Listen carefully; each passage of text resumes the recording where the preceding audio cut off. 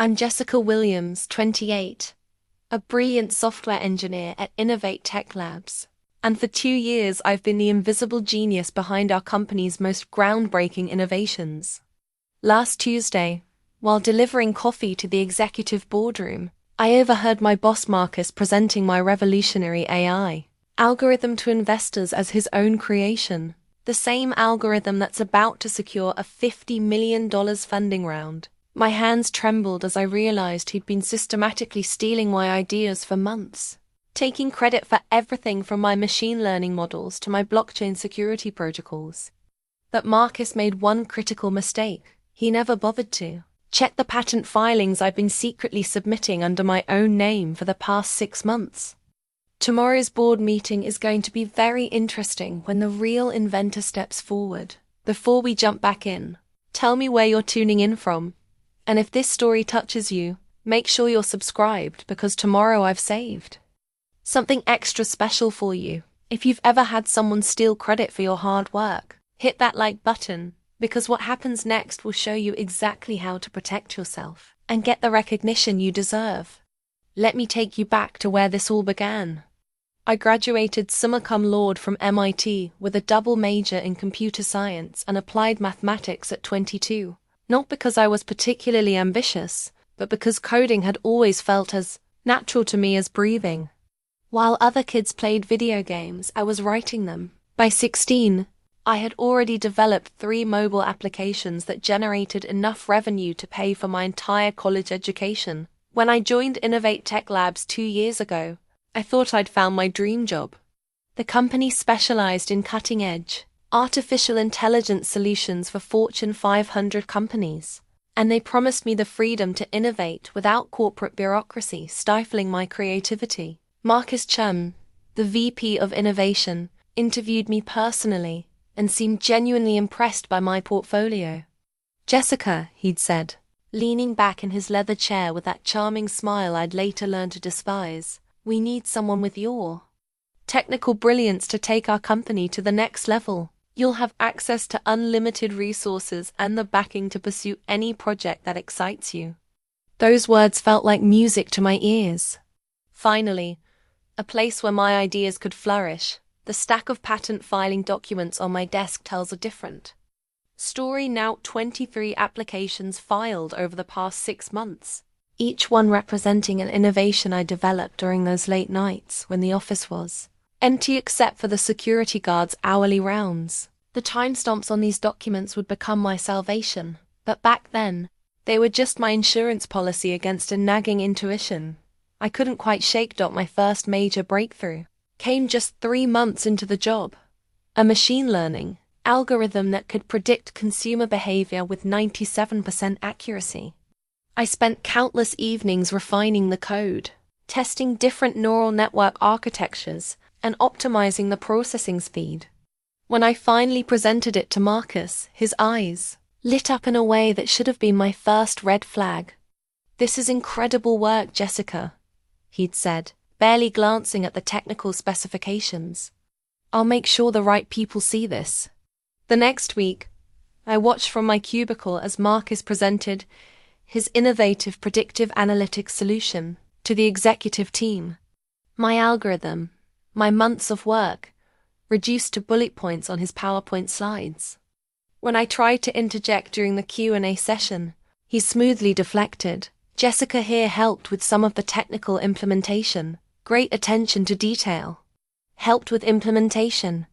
As if I were merely the typist for his grand vision. Then came my blockchain security protocol, a revolutionary system that could prevent cryptocurrency theft through multi-layered encryption. Again, late nights, weekends sacrificed, energy drinks consumed by the dozen.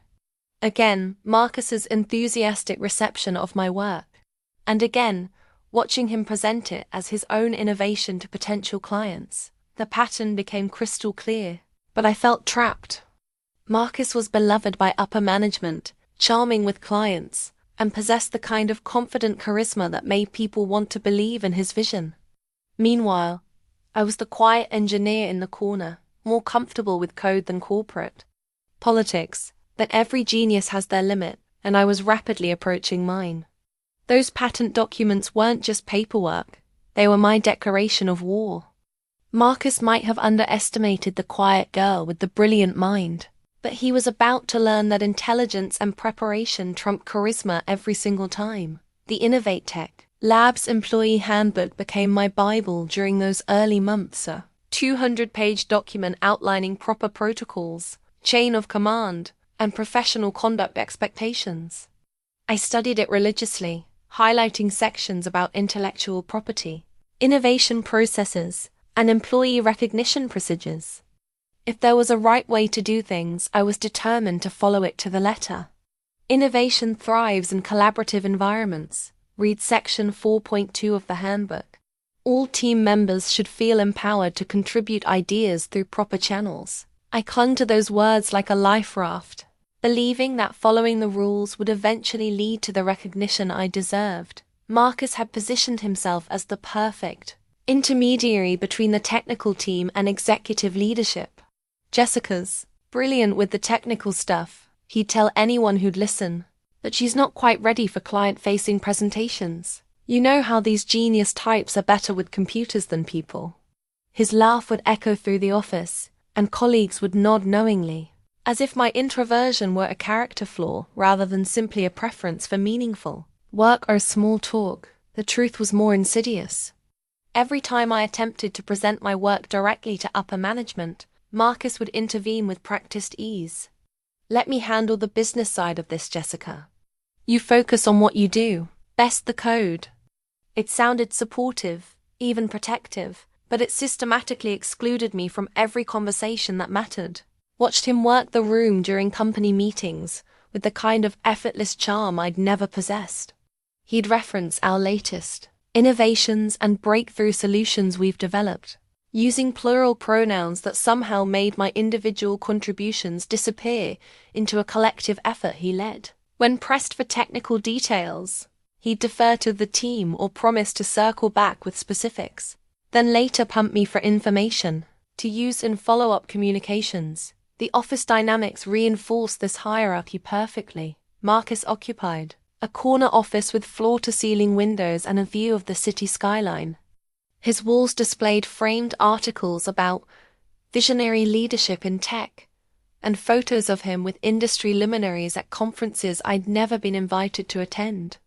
Meanwhile, I worked from a cubicle in the center of the floor, surrounded by the constant hum of conversations and clicking keyboards. My colleagues saw me exactly as Marcus had framed me, the quiet, technically proficient engineer who executed his brilliant ideas. When they needed coding help or debugging assistance, they'd approach my desk with problems Marcus had promised to solve.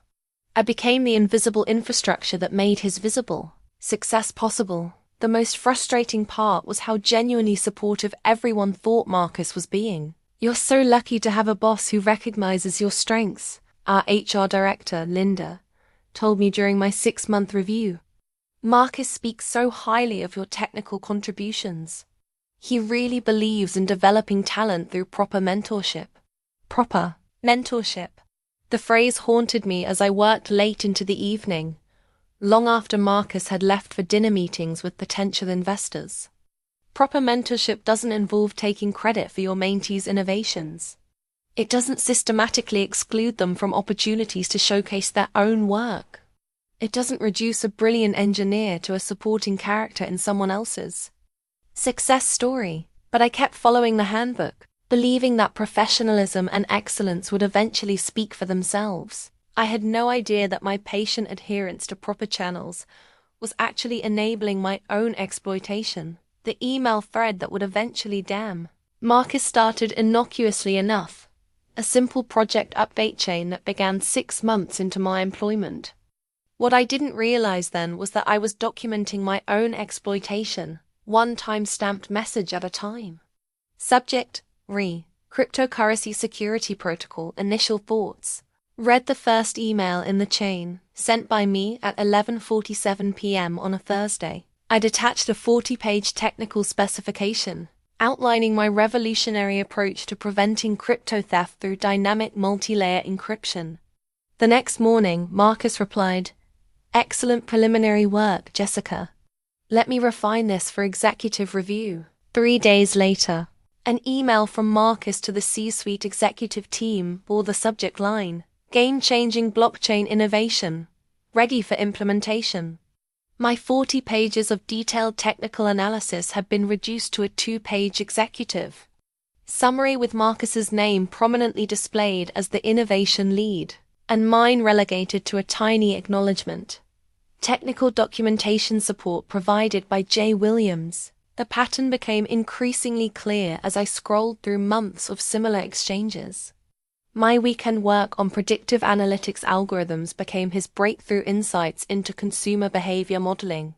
My late-night debugging sessions transformed into his innovative problem-solving approaches.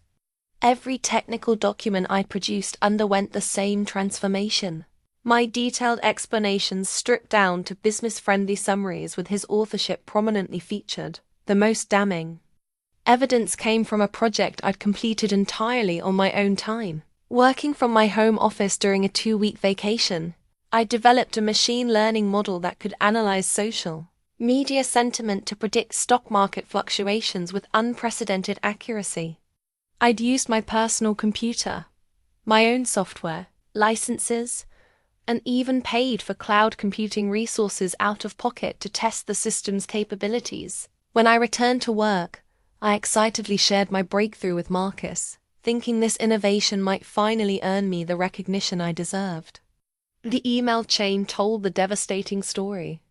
My detailed technical presentation at 9:15 a.m. became his preliminary market analysis framework by 2:30 p.m. the same day. By week's end, he was scheduling meetings with potential investors to discuss his proprietary sentiment analysis innovation. But Marcus had made several critical errors in his systematic theft of my work. First, he consistently failed to understand the technical depth of what I'd created. His simplified presentations often contained subtle inaccuracies that any expert would immediately recognize, telltale signs that he hadn't actually developed the innovations he claimed. Second, his timeline claims didn't align with the documented evidence of when he'd actually received my work. Most importantly, he'd never bothered to check whether I was protecting my intellectual property through other channels. I began printing and organizing every email, every document revision, every timestamp that proved my authorship. The growing pile of evidence on my desk represented more than just proof of workplace theft. It was a roadmap of systematic exploitation that had been happening right under everyone's noses. The breakthrough moment came when I discovered Marcus had been sharing my innovations with external contacts before even acknowledging receipt of my work. An email accidentally forwarded to me showed him discussing his breakthrough AI algorithm with a venture capital firm just 2 hours after I'd submitted my initial findings. He was shopping my ideas to investors while I was still refining the technical documentation. That's when I realized the scope of what was happening. This wasn't just workplace credit theft, it was potential fraud, involving millions of dollars in investment capital. Marcus wasn't simply taking credit for my work within the company. He was building his entire professional reputation and financial future on innovations I'd created. The email thread had become my smoking gun, and I was finally ready to use it. The technical specifications document sitting in my locked desk drawer represented 18 months of pure innovation. My masterpiece algorithm that would revolutionize how artificial intelligence processes and analyzes massive datasets. Every line of code, every mathematical formula, every optimization technique had emerged from countless late nights in my home laboratory. A converted spare bedroom filled with high-end servers I'd purchased with my own savings. The algorithm solved a problem that had plagued the AI industry for years: how to process exponentially growing data volumes without sacrificing accuracy or speed. Traditional systems would either become prohibitively slow with large datasets or sacrifice precision for performance. My solution involved a revolutionary approach to dynamic resource allocation combined with predictive preprocessing that could adapt in real time to changing data patterns. The technical breakthrough came during a particularly intense weekend in March. I'd been wrestling with memory allocation and efficiencies for weeks, running test after test on my home servers, analyzing performance metrics and tweaking parameters. At 3:47 a.m. on Saturday morning, while debugging a particularly stubborn bottleneck, I had the insight that would change everything. Instead of treating data processing as a linear sequence, what if the algorithm could predict optimal processing paths based on historical patterns and real-time analysis? I spent the next 36 hours straight coding and testing, surviving on energy drinks and the pure adrenaline of discovery. By Sunday evening, I had created something that could process terabytes of data 300% faster than any existing system, while actually improving accuracy. The implications were staggering. Companies like Google, Amazon, and Microsoft were spending billions trying to solve exactly this problem. My algorithm could revolutionize everything from financial trading to medical research, from autonomous vehicles to space exploration. Any organization dealing with big data would pay extraordinary amounts for this technology. I documented everything meticulously in a 127-page technical specification that included performance benchmarks, security protocols, implementation guidelines, and scalability projections. The timestamps on my files showed the complete development timeline, from initial concept through final optimization. Every test run, every code revision, every breakthrough moment was preserved with forensic precision. The mistake that would ultimately expose Marcus happened 3 weeks later during what he called a routine security audit. He'd requested access to all employees' work computers to ensure compliance with company data protection policies. What he really wanted, I realized later, was to search for any valuable intellectual property he hadn't yet discovered. Arrived at work the following Monday, Marcus casually mentioned he'd reviewed my recent projects during the audit. "Interesting work you've been doing with data processing optimization," he said with that practiced smile. "Mind if we discuss it over coffee sometime this week?" I should have recognized the warning signs, but I was still naive enough to believe he might actually be interested in proper collaboration. 3 days later, I provided him with a simplified overview of the algorithm's capabilities, thinking he might help me present it to the executive team for potential patent applications or licensing opportunities. 6 weeks passed with no further mention of our conversation. Then came the email that shattered my remaining faith in workplace fairness. Subject: confidential, revolutionary AI processing innovation, investment opportunity. Marcus had sent a detailed presentation to a consortium of venture capital firms, describing what he called his breakthrough artificial intelligence algorithm that could transform data processing across all industries. The presentation included my performance benchmarks, my scalability projections, even my specific technical approaches, all presented as his original innovations developed over the past 18 months of intensive research. The investment opportunity he was proposing: a $50 million funding round to commercialize his algorithm through a new startup venture. He was literally planning to steal my life's work and build a company around it, with himself as the visionary founder and me completely erased from the story.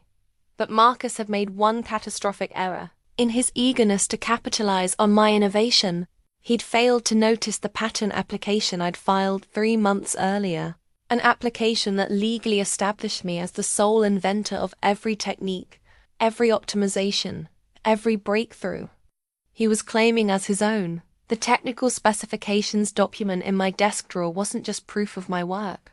Combined with my patent application, it was legal dynamite that would expose not just workplace theft, but potential securities fraud involving millions of dollars in investor capital. The business card for Chun and Associates Intellectual Property law sat in my wallet for 3 weeks before I finally worked up the courage to make the call. Sarah Chen, no relation to Marcus, thankfully had been recommended by a former MET classmate who'd successfully defended her startup's patent portfolio against a major corporation's infringement claims. "Ms. Williams," Sarah had said during Our initial consultation, what you're describing sounds like systematic intellectual property theft. But before we proceed, I need to understand exactly what rights you have to these innovations under your employment agreement. That conversation led to the most important homework assignment of my life, a forensic analysis of my employment contract with InnovateTech Labs. I spent an entire weekend dissecting every clause, every subsection, every piece of legal language that might impact my ownership rights.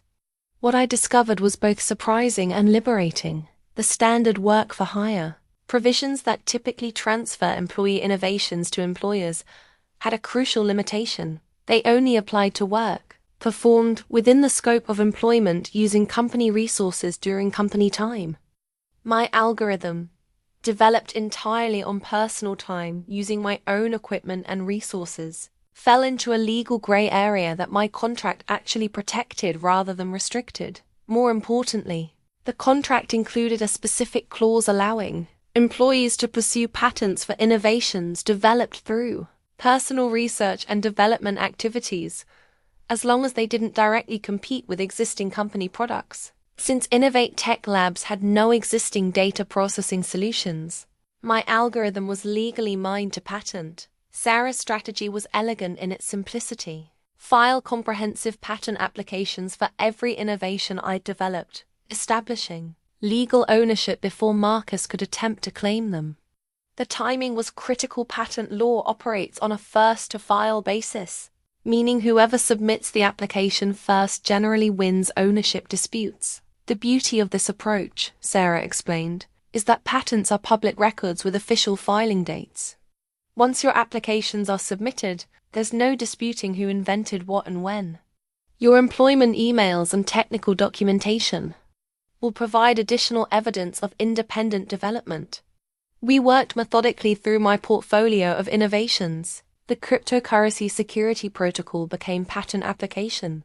#17,248,391. The machine learning sentiment analysis system became number 17,248,392. My predictive analytics algorithm earned number 17,248,393. Each application included detailed technical specifications, implementation methods, and performance benchmarks that only the true inventor could have provided. The crown jewel, my revolutionary AI processing algorithm, received the most comprehensive treatment. Patent application #17,248,394 covered not just the core innovation, but also 17 related improvements and optimization techniques I'd developed. The application was so thorough that anyone attempting to implement similar technology would likely infringe on at least one of my patent claims. The filing fees cost me nearly $15,000, a significant chunk of my savings, but Sarah assured me it was an investment that would pay extraordinary dividends. Each of these innovations has commercial value in the millions, she said. You're not just protecting your intellectual property, you're securing your financial future. 6 months later, as Marcus prepared to pitch his $50 million algorithm to investors, every single innovation he planned to claim was already legally documented as my exclusive intellectual property. He was about to walk into a boardroom and unknowingly commit securities fraud on a massive scale. The 4-terabyte external hard drive arrived on a Tuesday afternoon, delivered in discreet packaging that gave no hint of the digital arsenal I was about to create. I'd purchased it using cash at an electronics store across town, paranoid about leaving any traceable connections to what I was planning. This innocent-looking device would become my insurance policy, my nuclear option, my complete documentation of Marcus's systematic theft. Spent the next month building what I privately called my evidence vault, a meticulously organized digital repository that would make any prosecutor weep with joy. Every piece of evidence was duplicated, cross-referenced, and categorized with forensic precision that would have impressed my computer science professors. The email section alone contained over 2,000 messages spanning 18 months, each one timestamped and indexed. I created separate folders for original innovations submitted, Marcus's appropriated versions, and external communications with investors. The progression was damning. My detailed technical work submitted at night. Marcus's simplified plagiarism distributed the next day, followed by his pitches to external parties presenting my innovations as his breakthrough discoveries, captured everything my emails couldn't prove. I documented every instance of Marcus presenting my work, every meeting where he claimed credit for my innovations, every presentation slide that featured my algorithms under his authorship. I used specialized software to capture not just images but metadata proving when documents were created, modified, and accessed. The code repositories told perhaps the most compelling story. Every line of programming I'd written contained embedded comments, version histories, and development logs that established an irrefutable timeline of creation. Marcus's appropriated versions lacked this forensic depth because he'd simply copied my final outputs without understanding the iterative development process that created them. But the most powerful evidence came from an unexpected source: video. Recordings I'd made while explaining my innovations to myself. Like many programmers, I had a habit of talking through complex problems aloud, and I'd started recording these sessions to review my logic later. These videos showed me working through problems, having breakthroughs, and explaining concepts weeks or months before Marcus ever saw them. One particularly damning recording captured me explaining the core insight behind my AI algorithm on a Saturday afternoon in February, full 6 weeks before I'd shared any information with Marcus. In the video, you could see my excitement as I realized the solution. Watch me sketch diagrams on my whiteboard, and hear me talking through the mathematical implications. It was impossible to fake this kind of authentic discovery process. The financial documentation added another layer of evidence. I'd kept receipts for every piece of equipment purchased for my home laboratory, every software license acquired for development work, every cloud computing resource used for testing. These expenses proved I'd invested my own money developing these innovations independently of any company resources. Perhaps most importantly, I documented Marcus's own words. I'd started discreetly recording our one-on-one meetings after the third instance of him claiming credit for my work. The recordings captured him asking probing questions about technical details he should have known if he'd actually developed the innovations himself. They showed him struggling to explain concepts he'd confidently presented to others, revealing the depth of his fraud. The external hard drive became my digital fortress, containing enough evidence to destroy Marcus's career and potentially send him to prison for securities fraud.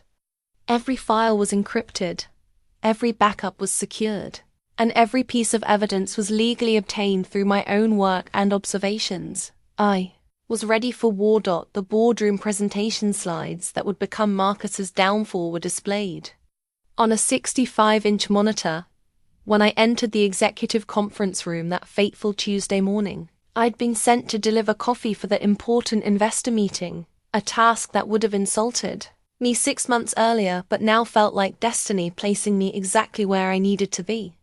Slide 23. Revolutionary AI processing algorithm. Read the header in bold Arial font.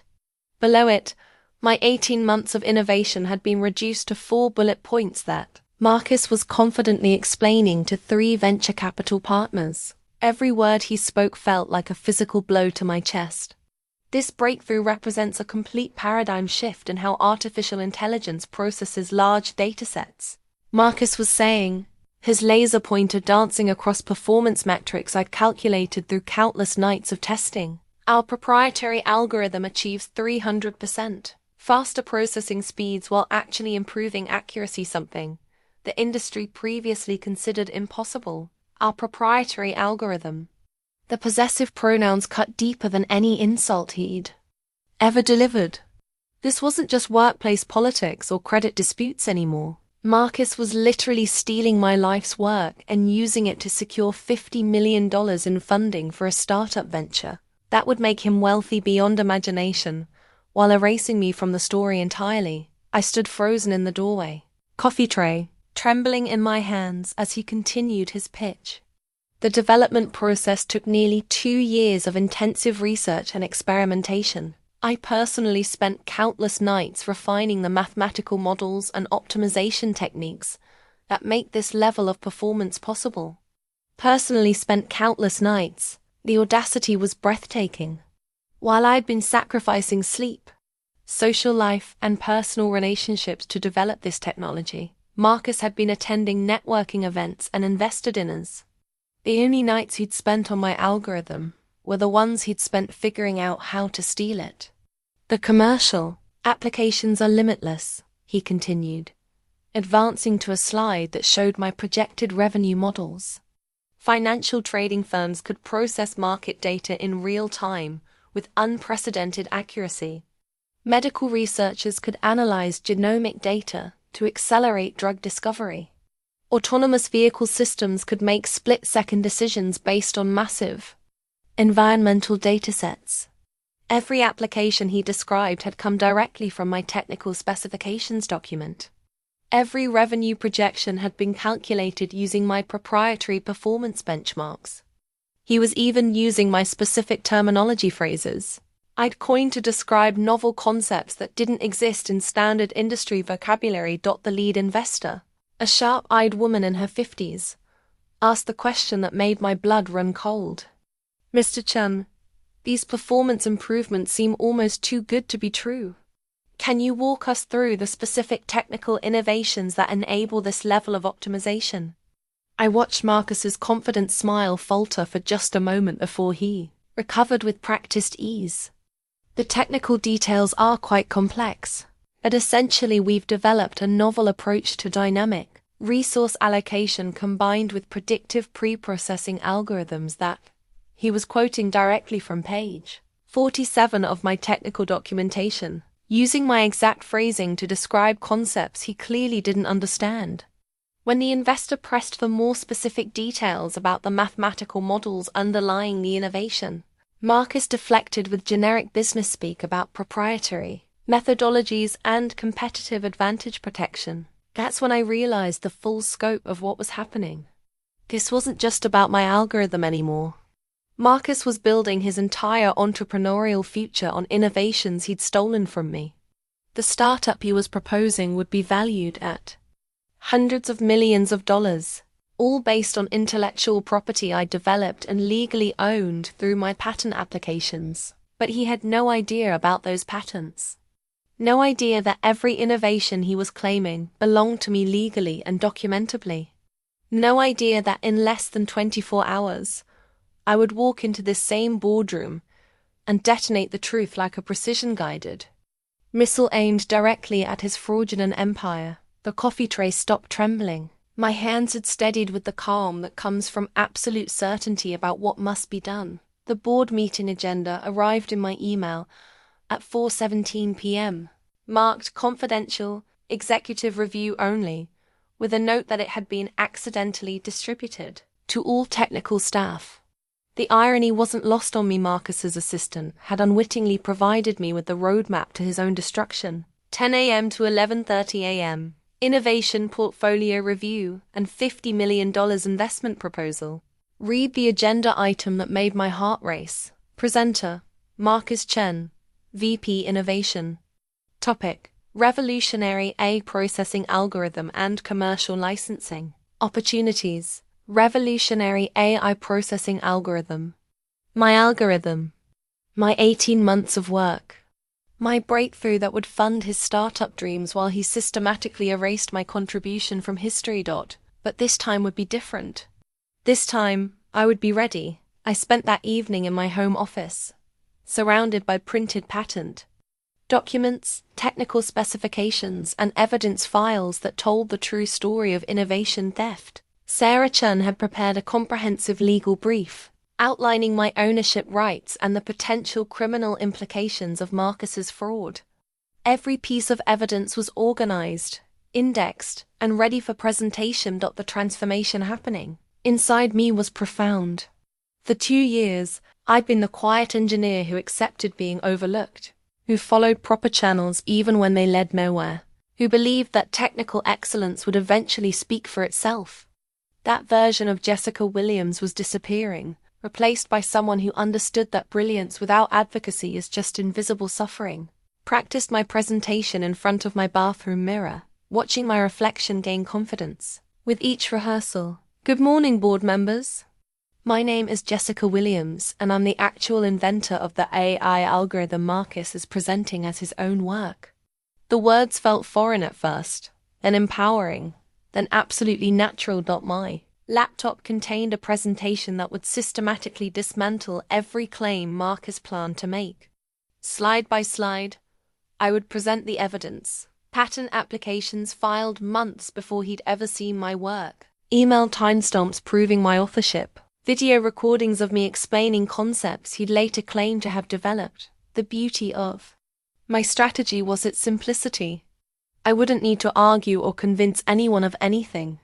I would simply present the documented facts and let them speak for themselves. Patent offices don't grant ownership to the most charismatic presenter. They grant it to the actual inventor with the earliest filing date and most comprehensive documentation. Sleep eluded me that night, but not from anxiety. I was experiencing the energizing clarity that comes from knowing exactly what must be done and having the tools to do it. Marcus had spent 2 years systematically stealing my innovations, building his reputation on my brilliance, and planning his financial future around my intellectual property. Tomorrow, he would learn that genius combined with preparation is an unstoppable force. Tomorrow, the quiet engineer would step out of the shadows and reclaim everything that rightfully belonged to her. Tomorrow, Marcus Chun would discover that underestimating Jessica Williams was the most expensive mistake of his career. The security badge access log that would become crucial. Evidence in my case was discovered by someone I'd never expected to become an ally. Tom Rodriguez, our IT director. 3 days before the board meeting, he appeared at my cubicle with a concerned expression and a printed report that would change everything. "Jessica, I need to ask you something confidential," Tom said, glancing around to ensure we weren't overheard. "Have you been working unusual hours recently? Your badge access shows you've been in the building until past midnight, at least 3 nights a week for the past 6 months." The printed log in his hands showed a damning pattern. My badge accessing the building at 7:30 p.m., 8:45 p.m., sometimes as late as 11 p.m., with corresponding exit times well past midnight. Meanwhile, Marcus's access log showed a different story. Entirely standard business hours with occasional early departures for client meetings. "I've been developing some projects on my own time," I said carefully, unsure how much to reveal. Tom's expression darkened. "That's what I thought. Jessica, I've been suspicious of Marcus for months. The technical presentations he's been giving don't match up with the actual work being done on our servers. Your system usage logs show intensive coding and testing activities during exactly the hours when you're badging in and out after normal business hours." It turned out Tom had been conducting his own unofficial investigation. As IT director, he had access to system logs that revealed the truth about who was actually doing the technical work. My user account showed hundreds of hours of development, activity, complex algorithm testing, and resource-intensive processing tasks. Marcus's account showed primarily email, PowerPoint, and web browsing. "There's something else," Tom continued, lowering his voice. "Maria in security has been asking questions too. She's noticed that you're always here working late while Marcus claims to be doing the development work. She's got surveillance footage of you working alone in the lab during hours when Marcus is supposedly developing these breakthrough innovations." Maria Santos, the night security guard, had indeed been paying attention. When Tom introduced us later that day, she pulled out a small notebook where she'd been documenting unusual observations. "Miss Williams, I've been watching people work in this building for 8 years. I know the difference between someone developing new technology and someone just managing emails. You're always here testing code, running programs, solving problems. Mr. Chun leaves for dinner meetings." But perhaps the most surprising ally emerged from within the technical team itself. Alex Kim, a junior developer who'd recently graduated from Berkeley, approached me nervously during lunch break. Jessica, I need to tell you something that's been bothering me. Last month, Marcus asked me to review some code architecture, and I recognized it from a programming forum where you'd posted questions about optimization techniques 6 months ago. Alex had screenshots of my forum posts where I'd been seeking advice on the exact technical challenges that Marcus was now claiming to have solved independently.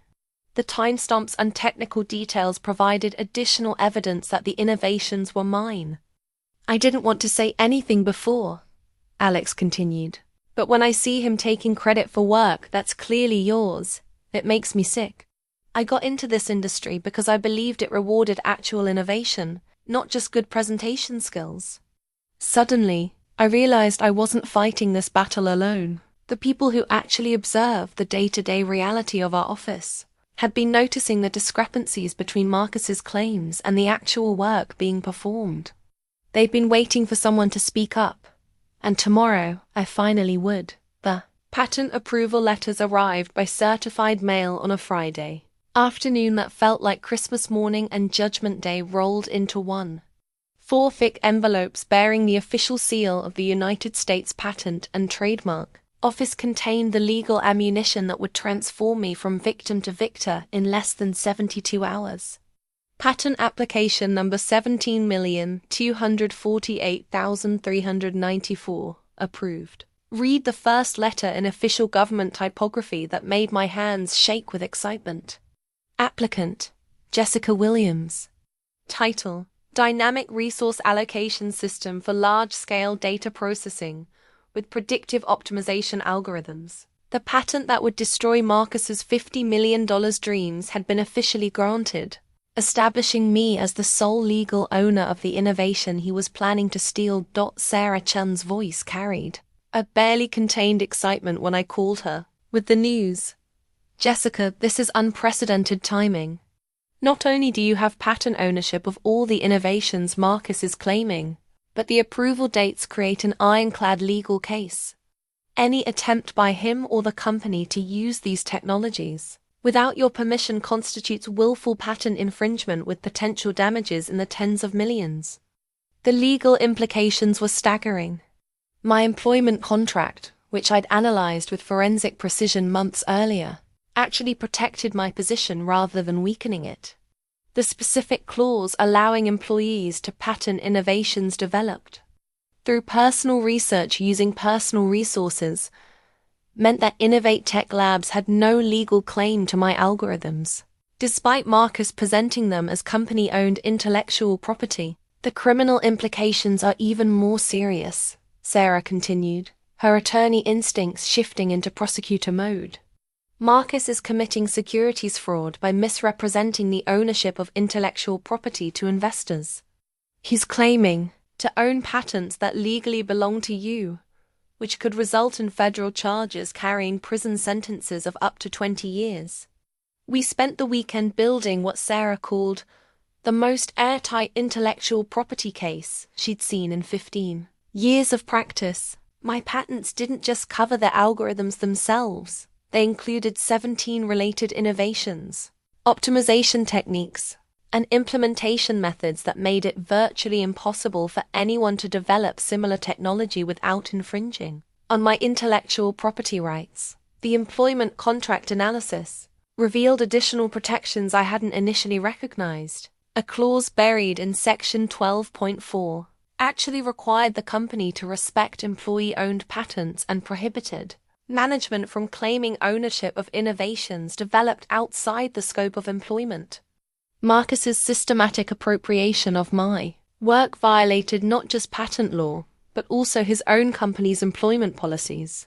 Here's the beautiful part, Sarah explained, spreading patent documents across her conference table like a general planning a decisive battle. Your patents are so comprehensive that the company can't continue using your innovations without paying you licensing fees.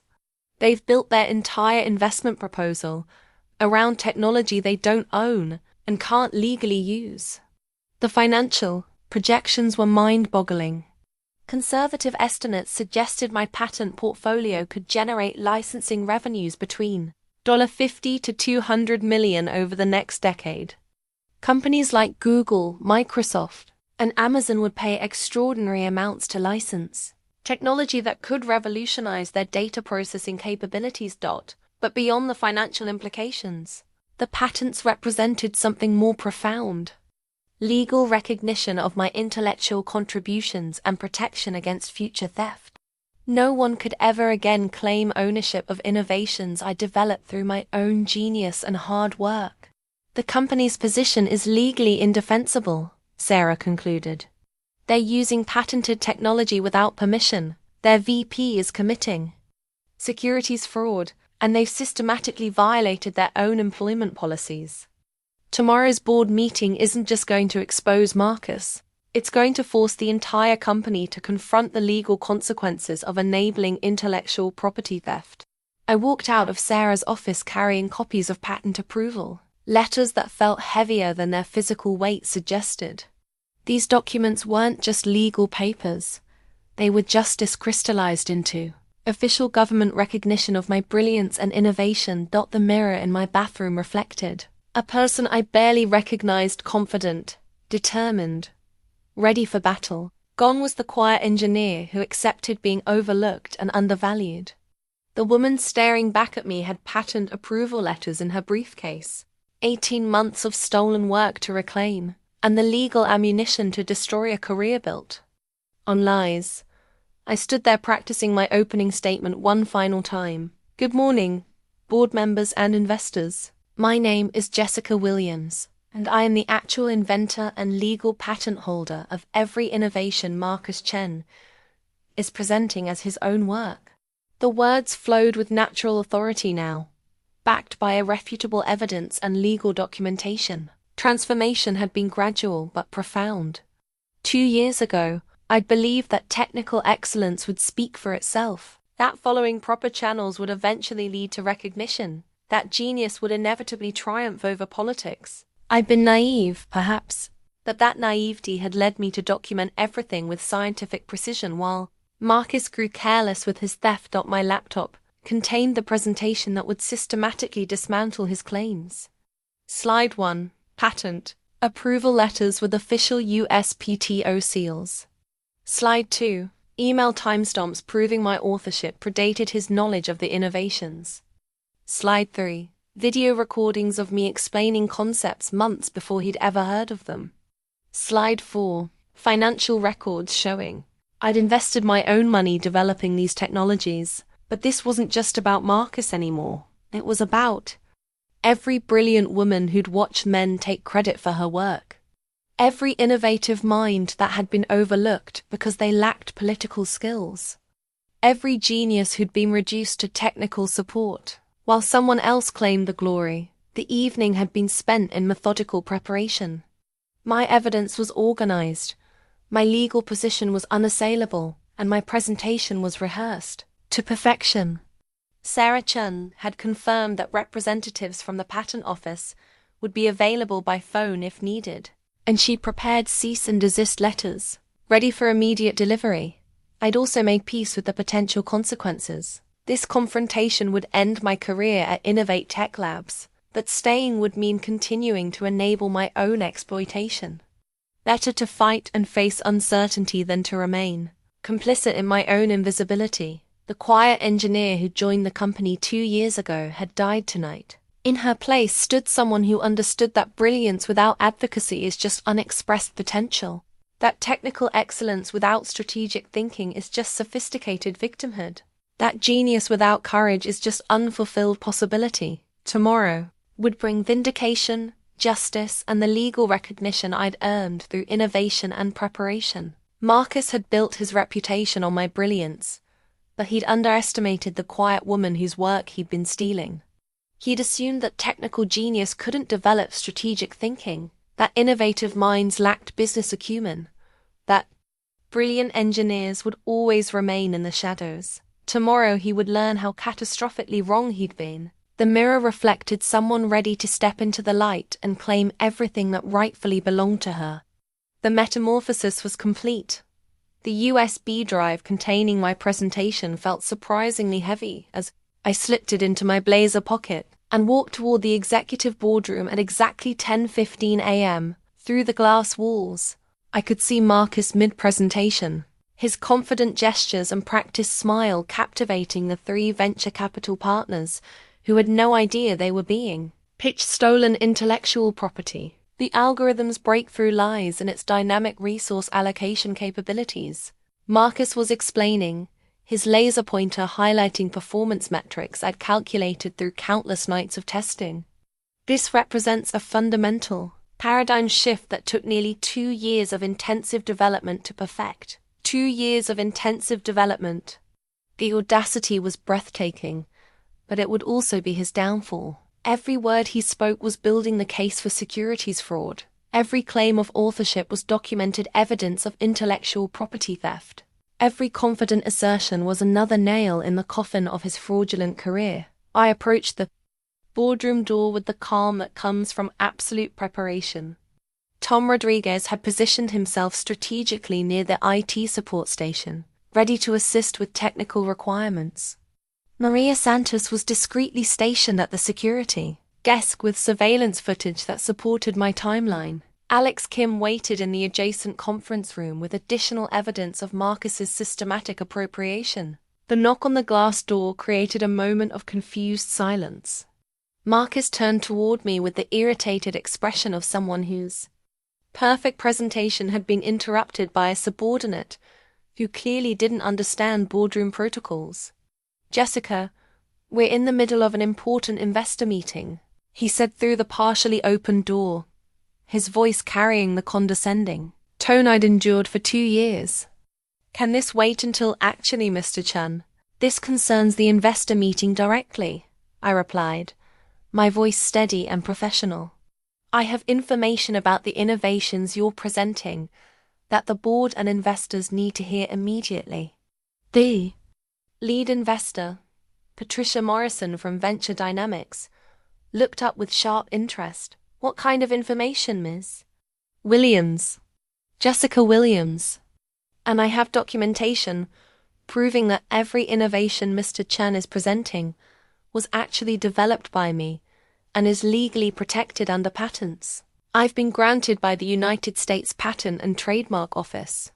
The temperature in the room seemed to drop 10 degrees. Marcus's confident expression faltered as the implications of my statement registered. The investors exchanged concerned glances while board members shifted uncomfortably in their leather chairs.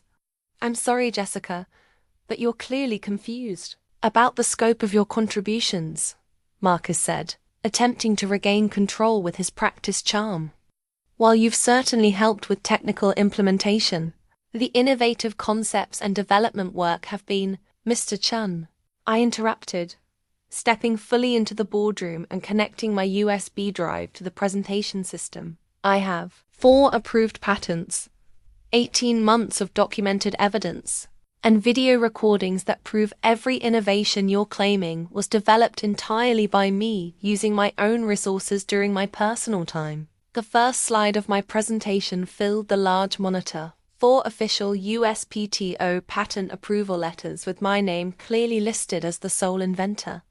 The government seals and legal terminology created an immediate atmosphere of serious legal implications that no amount of charm could deflect. Patent application number 17,248,394. I read from the official document. Dynamic Resource Allocation System for Large-Scale Data Processing with Predictive Optimization Algorithms. Inventor, Jessica Williams. Filing date, March 15th, 2024. Approval date, November 8th, 2024. The silence was deafening. Patricia Morrison leaned forward with the intense focus of someone recognizing a major legal problem. Board members were rapidly calculating the implications of having used patented technology without permission. Marcus stood frozen, watching his $50 million dreams evaporate in real time. "The algorithm Mr. Chun is presenting as his breakthrough innovation is covered under this patent," I continued. advancing to the next slide showing email timestamps that proved my authorship predated his knowledge by months. Every performance metric, every technical specification, every optimization technique he's described is documented as my intellectual property with legal protection under federal patent law. "This is ridiculous," Marcus stammered, his composure finally cracking. "Jessica is clearly trying to, Mr. Chun," Patricia Morrison interrupted sharply. "I suggest you stop talking immediately. Miss Williams, please continue your presentation. This is exactly the kind of information we need to evaluate before proceeding with any investment decisions." The legal cease and desist letter that Sarah Chen had prepared was delivered to the boardroom within 30 minutes of my presentation, hand-carried by a process server who'd been waiting in the lobby for my signal. The official legal document landed on the conference table like a precision-guided missile aimed directly at the heart of Marcus's fraudulent empire. InnovateTech Labs and Marcus Chun are hereby notified to immediately cease and desist from any unauthorized use of patented technologies owned by Jessica Williams, the server read from the opening paragraph. Continued use of these innovations without proper licensing agreements constitutes willful patent infringement with damages potentially exceeding $50 million. Marcus's face had progressed through several shades of pale as my presentation systematically destroyed every claim he'd made. When I'd shown the video recordings of me explaining the AI algorithm's core concepts in February, 6 weeks before I'd shared any information with him, his confident facade had completely collapsed. "These allegations are completely unfounded," he said, but his voice lacked its usual conviction. "Jessica is obviously trying to sabotage a legitimate business opportunity through false claims of Mr. Chan," interrupted Board Chairman Robert. "Harrison, are you suggesting that the United States Patent and Trademark Office issued fraudulent patents? That federal government documentation is somehow fabricated?" The question hung in the air like a judicial death sentence. Marcus's desperate attempts to discredit me had inadvertently led him to challenge the validity of official government documents. Digging his legal grave even deeper, Patricia Morrison was furiously taking notes while simultaneously texting her legal team. "Ms. Williams, these patents cover all the technologies Mr. Chan described in his investment proposal." "Every single innovation," I confirmed, advancing to a slide that showed the comprehensive scope of my patent portfolio. "The AI processing algorithm, the dynamic resource allocation system, the predictive optimization techniques, and 17 related improvements that make the technology commercially viable." "And Mr. Chen had access to your work, how exactly?" "Through my employment at this company. I developed these technologies during personal time using my own resources, then shared technical specifications with Mr. Chen, believing he would help me present them to management through proper channels. The implications were devastating for everyone in the room. The company had been using my patented technology without permission. Marcus had been presenting investor proposals based on intellectual property he didn't own. The board had been approving business strategies built on legally protected innovations belonging to an employee they'd systematically overlooked. "The legal exposure is extraordinary," Robert Harrison said, consulting with the company's general counsel who'd been hastily summoned to the meeting. "We're potentially liable for patent infringement damages, securities fraud charges, and breach of fiduciary duty to shareholders." Marcus made one final desperate attempt to salvage the situation. "Even if Jessica has some legitimate claims about technical contributions, the business development, investor relationships, and commercial strategy have all been—" "Mr. Chun," I interrupted, "my patents don't just cover the technical innovations. They include the commercial applications, implementation strategies, and market analysis that form the foundation of your investment proposal. You're not just stealing my technology, you're stealing my business plan." The room erupted in urgent, whispered conversations between board members and legal advisors. Patricia Morrison closed her laptop and began packing her briefcase with the decisive movements of someone terminating a business relationship immediately. "Venture Dynamics is withdrawing from all investment discussions pending resolution of these intellectual property disputes, she announced. Mr. Chen, you should know that presenting stolen technology to investors constitutes securities fraud with potential federal charges. Our legal team will be conducting a full review of today's presentations. Marcus's professional death was happening in real time. The confident VP of innovation who'd walked into the boardroom 30 minutes earlier was being systematically destroyed by documented evidence of systematic intellectual property theft. His reputation, his career, his $50 million startup dreams all crumbling under the weight of patent documents and video recordings that proved his fraud beyond any reasonable doubt. The reckoning I'd been preparing for 18 months was finally here, and it was more devastating than I'd ever imagined possible. The company stock report that arrived in my inbox 48 hours after the boardroom confrontation showed InnovateTech Labs share price had dropped 23% in 2 trading days. The financial markets have responded swiftly to news reports about patent infringement disputes and potential securities fraud investigations that were now making headlines in every major tech publication. InnovateTech Labs faces patent crisis as employee claims ownership of key innovations. Read the Wall Street Journal headline that Tom Rodriguez had forwarded to me with a satisfied emoji. The article detailed how a systematic pattern of intellectual property appropriation had been exposed during a board meeting, leading to immediate investor withdrawals and potential federal investigations. Marcus's suspension had been announced within 6 hours of my presentation, though the company's carefully worded press release described it as administrative leave pending internal review of innovation attribution processes.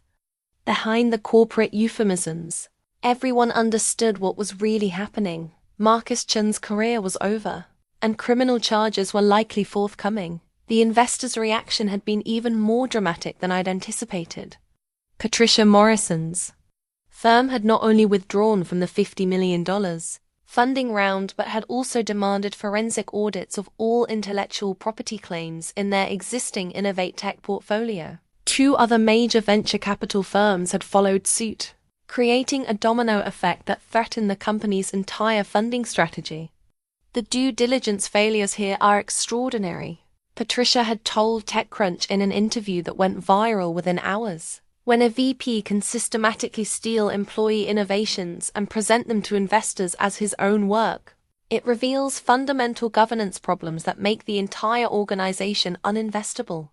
But the consequences extended far beyond InnovateTech Labs. Industry publications were running exposés about widespread intellectual property theft in tech companies, using Marcus's case as a cautionary tale about inadequate innovation attribution systems. My story had become a rallying cry for engineers and developers who'd experienced similar exploitation.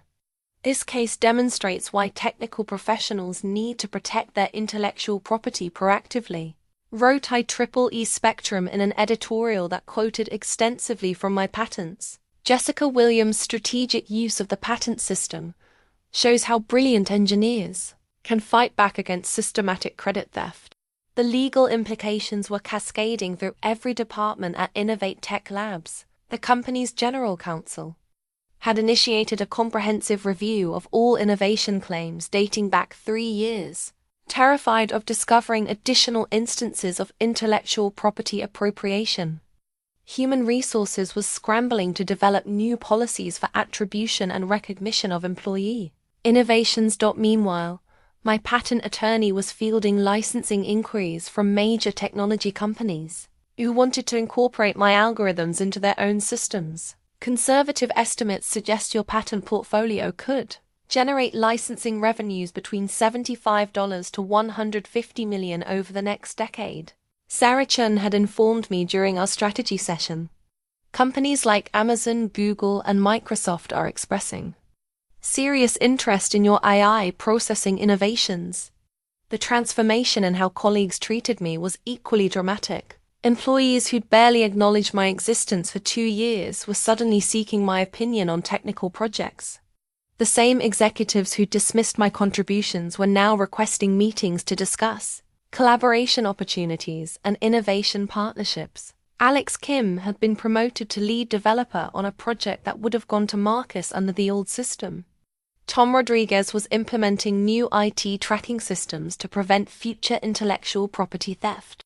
Maria Santos had been commended by senior management for her observational skills and attention to detail, but perhaps the most satisfying consequence was watching other employees begin to speak up about their own experiences with credit theft and innovation appropriation. My confrontation had given them permission to challenge a system that had systematically undervalued their contributions while rewarding those who claimed credit for work they hadn't performed. The quiet engineer, who'd been invisible for 2 years, had inadvertently started a revolution in how InnovateTech Labs and the broader tech industry recognized and protected employee innovations. The contract amendment that arrived on my desk 3 weeks after the boardroom confrontation represented the most dramatic reversal of fortune I could have imagined. Where once I'd been the invisible engineer whose contributions were systematically erased, I now held all the power in negotiations that would determine InnovateTech Labs' future viability.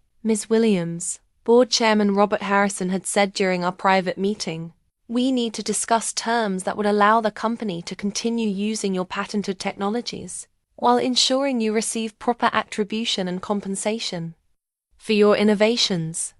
The preliminary offer was staggering: a $15 million licensing agreement for my existing patents, plus 5% equity in the company, plus a newly created position as Chief Innovation Officer with a salary that tripled my previous compensation. But more importantly, they were offering something that had been denied to me for 2 years: complete control over how my innovations were presented and attributed. The new employment agreement included unprecedented protections for intellectual property rights. Any innovation I developed would be immediately and prominently attributed to me in all company communications. My name would appear on every patent application, every investor presentation, every client proposal that utilized my technology. The days of watching someone else claim credit for my work were permanently over.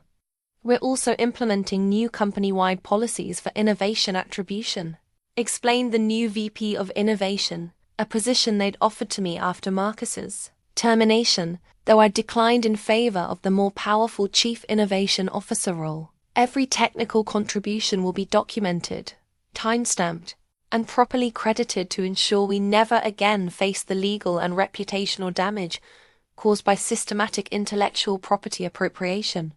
The irony wasn't lost on me. The same executives who dismissed my contributions for 2 years were now competing to accommodate my demands. The company that had enabled Marcus's theft was now desperately trying to retain access to the innovations he'd stolen. The board members, who'd never bothered to learn my name, were now hanging on my every word during strategy meetings. But I wasn't interested in revenge, I was interested in systemic change. My demands went beyond personal compensation to include structural reforms that would protect other innovative employees from experiencing the personal compensation. The NK to include structural reforms that would protect other innovative employees from experiencing the exploitation I'd endured. The new policies required transparent attribution systems, regular intellectual property audits, and independent review processes for innovation claims. Ms. Williams has fundamentally changed how we think about recognizing and protecting employee innovations, Robert Harrison announced during the company-wide meeting where my new role was introduced. Her experience has shown us that our most valuable assets aren't just our technologies, they're the brilliant minds that create those technologies. The transformation in office dynamics was immediate and profound. Colleagues who'd barely acknowledged my existence were now seeking my approval for their own projects.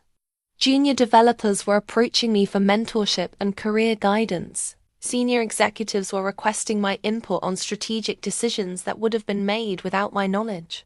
Just months earlier, Marcus's former office, the corner suite with floor-to-ceiling windows and city skyline views, was now mine. The walls that once displayed his fraudulent achievements now featured my legitimate patents, industry recognition awards, and photos from conferences where I was invited as a keynote speaker, discussing intellectual property protection for technical professionals. The contract amendment wasn't just a legal document. It was a complete reversal of power that transformed me from victim to decision-maker, from invisible contributor to recognized innovator, from exploited employee to protected and empowered leader. The industry award that arrived 6 months after my boardroom confrontation felt heavier than its physical weight suggested. The IEEE Innovation Excellence Award for contributions to artificial intelligence and machine learning represented not just recognition of my technical achievements, but validation of everything I'd fought to protect and reclaim. Jessica Williams has revolutionized data processing through her breakthrough AI algorithms and has courageously demonstrated how technical professionals can protect their intellectual property rights. Read the citation that would be published in every major engineering journal. The award ceremony at the International Conference on Artificial Intelligence drew standing ovations from an audience of peers who understood the significance of both my innovations and my legal victory. But victory had come with unexpected costs that no one had warned me about during those months of preparation and strategic planning. The stress of 18 months of systematic exploitation, followed by the intensity of legal confrontation, had taken a physical toll that was only now becoming apparent. Sleep remained elusive, anxiety manifested in ways I'd never experienced, and trust had become a scarce commodity in both professional and personal relationships. The media attention had been overwhelming. Tech publications wanted exclusive interviews about fighting back against workplace exploitation. Legal journals requested articles about strategic use of patent law for intellectual property protection. Industry conferences invited me to deliver keynote speeches about empowering technical professionals through legal awareness. While the recognition was gratifying, it also meant that my private struggle had become public inspiration for others facing similar exploitation. My email inbox filled with messages from engineers, developers, and researchers sharing their own stories of credit theft and seeking advice about protecting their innovations. The responsibility of becoming an inadvertent spokesperson for intellectual property rights felt enormous. The financial settlement with Marcus and the company had exceeded my most optimistic projections. The licensing agreements, legal damages, and equity compensation had transformed me from a modestly paid engineer to someone with genuine financial independence. But money couldn't restore the relationships that had been damaged during those years of systematic undervaluation and the months of legal warfare that followed. You've become a symbol for every technical professional who's ever had their work stolen. My patent attorney Sarah Chun observed during one of our regular strategy meetings.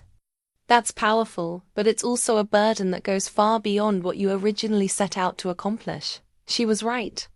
What had begun as a personal fight for recognition and justice had evolved into something much larger, a case study in intellectual property protection that was being taught in law schools and engineering programs across the country. My story had become a cautionary tale for companies and an empowerment guide for technical professionals. The most profound change was internal. The quiet engineer who'd believed that excellence would eventually speak for itself had been replaced by someone who understood that brilliance without advocacy is just unexpressed potential. I'd learned that protecting your innovations isn't just about legal rights. It's about recognizing your own value and demanding that others do the same. The victory was complete, but it had fundamentally changed who I was and how I moved through the world. The business license for Williams Innovation Consulting arrived on a Tuesday morning that felt like the first day of the rest of my life. After 18 months as Chief Innovation Officer at InnovateTech Labs, I'd decided that true freedom meant building something entirely my own, a consulting firm that would help other technical professionals protect their intellectual property while maximizing the commercial value of their innovations. The decision to leave hadn't been easy. The company had offered increasingly generous packages to retain my services, understanding that my patents and expertise were now central to their competitive advantage. but staying would have meant remaining in an environment forever defined by the exploitation I'd overcome rather than the future I wanted to create. My consulting firm's first clients were former colleagues who'd watched my transformation and wanted similar protection for their own innovations. Within 6 months, I was licensing my patented technologies to Fortune 500 companies, while simultaneously helping their employees navigate intellectual property law to protect their own breakthrough discoveries. The most important lesson I tell the engineering students and junior developers who attend my workshops is that your technical brilliance is only as powerful as your willingness to protect and advocate for it. Patents aren't just legal documents, they're declarations of ownership over your own genius. The legal precedent from my case had influenced intellectual property law in ways I'd never anticipated. Law schools now teach courses on the Williams Standard for documenting innovation authorship. Tech companies have implemented Williams protocols for attribution and recognition of employee contributions. Patent attorneys cite my case when advising clients about protecting workplace innovations. Chan had eventually been convicted of securities fraud and sentenced to 3 years in federal prison. His conviction sent shockwaves through the tech industry, establishing legal precedent that claiming ownership of employee innovations could result in federal charges, rather than just civil penalties. But this story isn't really about revenge or even justice, it's about transformation. The quiet engineer who once believed that following rules and producing excellent work would eventually lead to recognition, learned that protecting your innovations requires strategy, courage, and legal awareness. Today, when I look at that first coffee cup now displayed in my office as a reminder of how far I've traveled, I see not the moment I discovered betrayal, but the moment I discovered my own power to fight back and win.